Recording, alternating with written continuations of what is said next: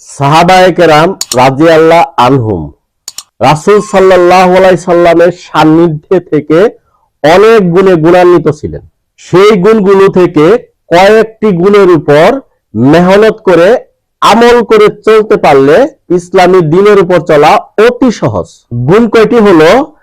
কালেমা, নামাজ, ইলম ও জিকির, ইকরামুল মুসলিমিন, সহিনিয়ত, দাওয়াত ও তাবলীগ।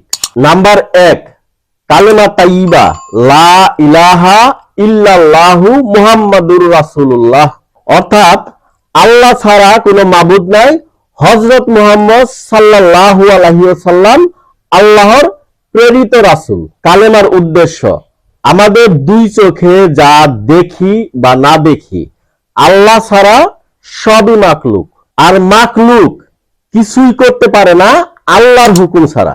একমাত্র রাসূল সাল্লাল্লাহু আলাইহি সাল্লামের সুন্নত তরিকায় আমাদের জন্য রয়েছে দুনিয়া ও আখিরাতের শান্তি ও কামিয়াবি। কালেমার ফজিলত, যে ব্যক্তি ইয়াকিন ও ইখলাসের সাথে এই কালেমা একবার পাঠ করবে, আল্লাহ তাআলা তার পিছনের জিন্দেগির সমস্ত গুনাহ মাফ করে দিবেন।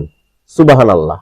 এক হাদিসে আছে, যে ব্যক্তি দৈনিক 100 বার এই কালেমা পাঠ করবে, আল্লাহ তাআলা কাল হাসরের দিন তার চেহারা পূর্ণিমার চাঁদের মতো উজ্জ্বল করে উঠাবেন।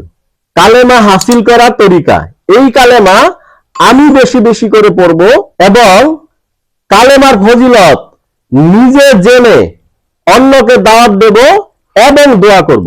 আল্লাহ পাক আমাদের সবাইকে বোঝার তৌফিক দান করুন। আমিন।